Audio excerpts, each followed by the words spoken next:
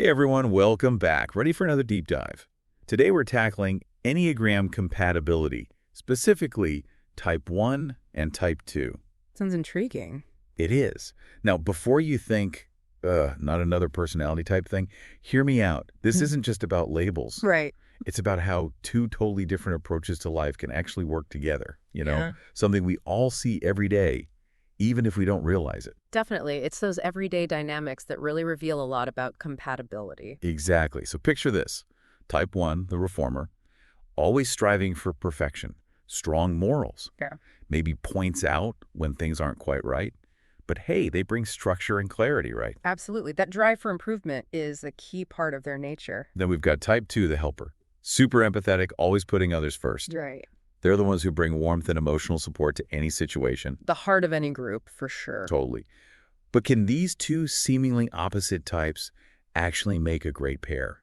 That's what we're diving into today. I'm all ears. I've always been fascinated by how seemingly different personalities can actually complement each other so well. Me too.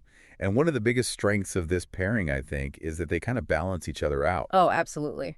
Type 1's strong sense of right and wrong helps to ground Type 2's selflessness. It's like a natural support system. You know what? It's like this couple I know, the wife is a total Type 1, super organized, everything has its place. Okay. But her husband, he's a classic Type 2, always going above and beyond for everyone. I see. And together, they throw the best parties. Yeah. Organized, but so warm and welcoming, it's amazing. That's a perfect illustration. Structure and care all in one. But let's get real. No relationship is perfect. Mhm. Communication, especially for these two, can be a bit tricky. You're not wrong. So Type 1, they're very direct, right? Focused on what's correct. Mm-hmm. But Type 2 wants everyone to be happy, avoid conflict. Makes sense. Imagine this. Type 1's giving feedback on a project. Type 2's worried about hurting feelings. How do they handle that? That's the million-dollar question. It all comes down to open communication and finding that balance between honesty and sensitivity. Yeah, Type 1 might need to soften their delivery of it. Right. And Type 2 needs to understand that feedback, even if it's tough to hear, comes from a good place. Exactly. It's about recognizing the intention behind the words. So a bit of a learning curve, but totally worth it for the potential this pairing has. Without a doubt. When they master this communication dance, the possibilities are endless. Okay, but I want to get a real sense of their life together. Mm-hmm. What does a typical day look like for a Type 1 and Type 2? Oh, picture this. Type 1s plan this meticulously organized trip, everything timed perfectly. Like, is it? In Type 2, they're making sure everyone feels loved and cared for every step of the way. Packing the extra snacks, remembering everyone's favorite drinks. Exactly. Anticipating everyone's needs. That sounds amazing. But it's not always vacations, right? What about those everyday challenges? Well, one area that can be tricky is decision-making. Type 1's all about the best choice. Might be a bit rigid. Right, I can see that. But Type 2 might struggle to make a decision at all, always trying to please everyone. Yeah, So finding a compromise, it's crucial. totally. Each learning to flex a bit, seeing things from the other's perspective. Exactly. It's about meeting in the middle. I like that. Meeting in the middle. Makes Mhm. sense. But even with challenges, it seems like these differences could be strengths too. You hit the nail on the head. It's those very differences that make this pairing so dynamic and interesting. I mean, imagine how much they can learn from each other. Absolutely. It's a constant opportunity for growth and broadening perspectives. That's what I love about Enneagram. Always something new to discover about ourselves and the people around us. Couldn't agree more. It's a journey of self-awareness and understanding. And that's what makes this pairing so compelling, right? Definitely. Type 1 and Type 2, they have the potential to create something truly special. A relationship built on strength and compassion. Now, that's something worth exploring further. Let's do it. I'm ready to dig deeper into how these two navigate the real world together. Let's get into it. So, thinking about Type 1 and Type 2 in the workplace, that's where things get really interesting. Oh, totally. Their work styles seem like they could be on opposite ends of the spectrum. Right. Like Type 1, they thrive on structure, Yeah. efficiency. Getting things done right. Exactly. They love a good to-do list, everything organized, laser focus. I can see it now, the color-coded spreadsheets, the perfectly labeled folders. Oh, absolutely.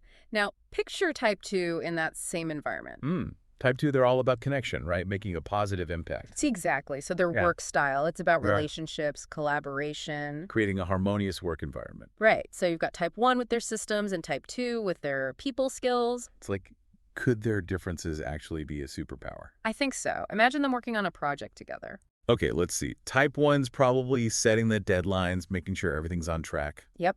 And type 2's checking in on the team, making sure everyone feels good, smoothing over any conflicts. Wow, so they actually complement each other's weaknesses. Totally.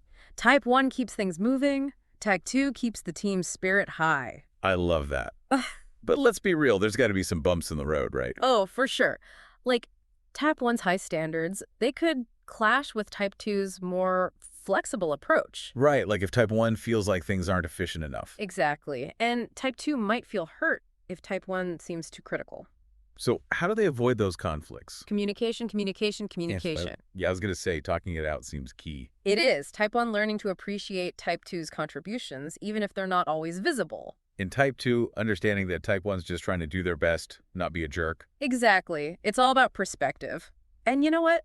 This dynamic applies to creative projects, too. Oh, interesting. So it's not just about office work. Nope. Think about them designing something, like a community garden. Okay, I can visualize that. Type 1's sketching out the layout, making sure every plant has its perfect spot. And type 2's organizing the volunteers, making sure everyone feels included and has fun. Aw, that's heartwarming. Right. Their combined efforts create a space that's beautiful and functional. I love it. Okay, we've talked work, creativity. What about their personal growth? That's where things get really deep.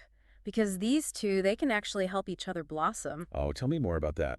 How do they push each other to be better? Well, type 1, they're all about self-improvement, right? They can inspire type 2 to set boundaries, prioritize their own needs. That's so important Yeah. because type 2's are notorious for putting everyone else first. Exactly. And type 2, they can teach type 1 about self-compassion, letting go of perfectionism. Okay, that's something I think a lot of type 1's struggle with. Right. Letting go of that need to control everything. So they balance each other out in that way too. Absolutely. It's like a reciprocal exchange of energy, each supporting the other's growth. I love that.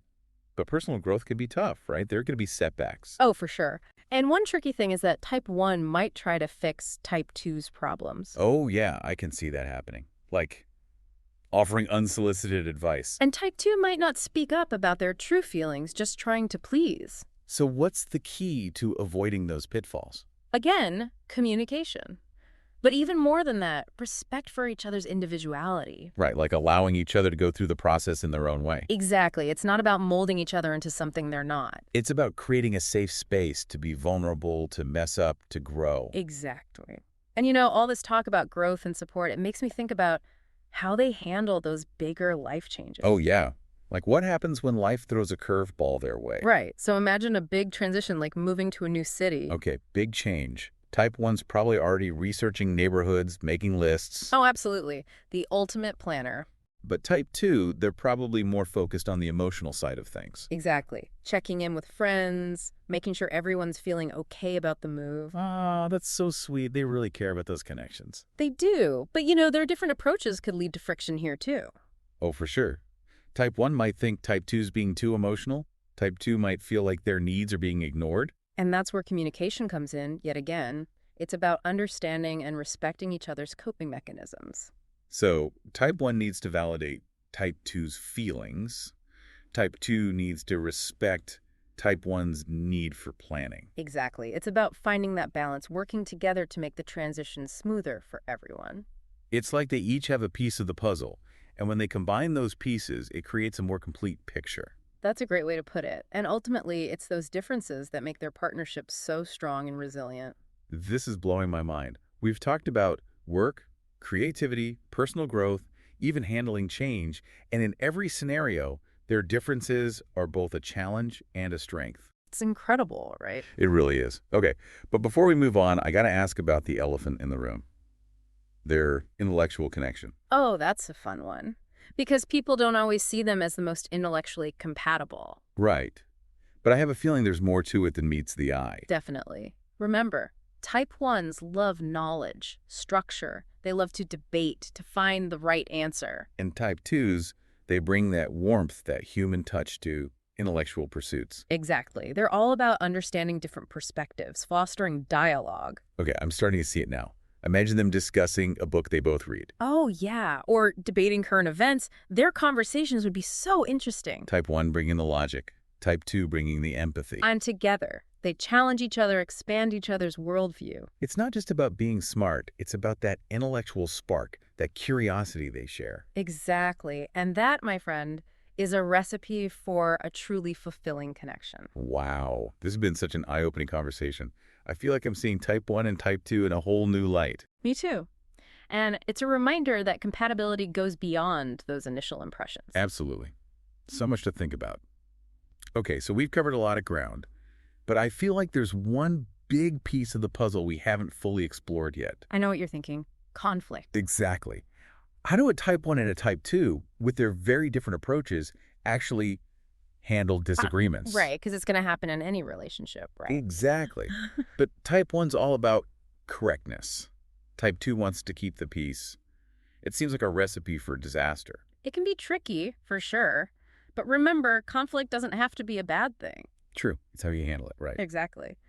And for these two, I think the key is finding that balance between honesty and empathy. So Type 1 needs to be direct, but not harsh. Right. And Type 2 needs to speak up, even if it means rocking the boat a little. Because if they don't, that resentment just builds up. Exactly. And then it explodes later, which is never good. So it all comes back to communication. Yeah. Surprise, surprise. It always does.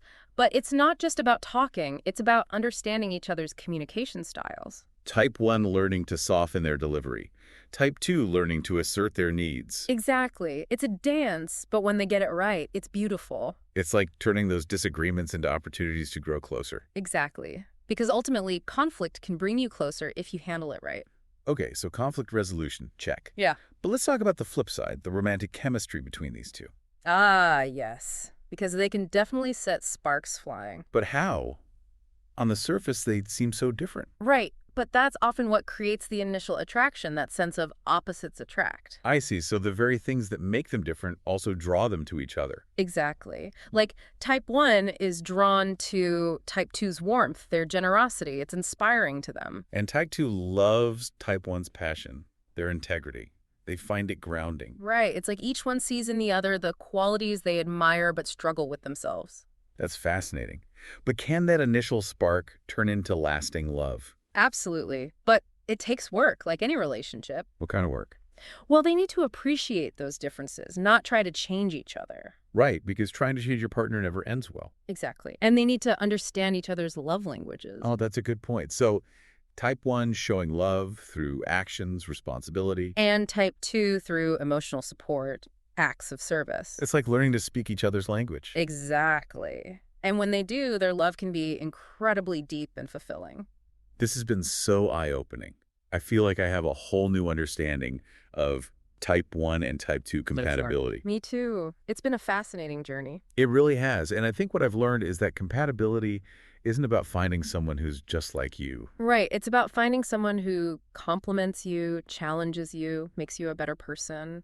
And Type 1 and Type 2, they definitely have the potential to do that for each other. They do. It's a unique pairing, but with a lot of potential for growth, love, and deep connection. Well said. And to all our listeners out there, keep exploring those connections. Keep learning about yourselves and the people around you. Because you never know where that journey might lead you. Absolutely. Thanks for joining us on this deep dive, everyone. Until next time.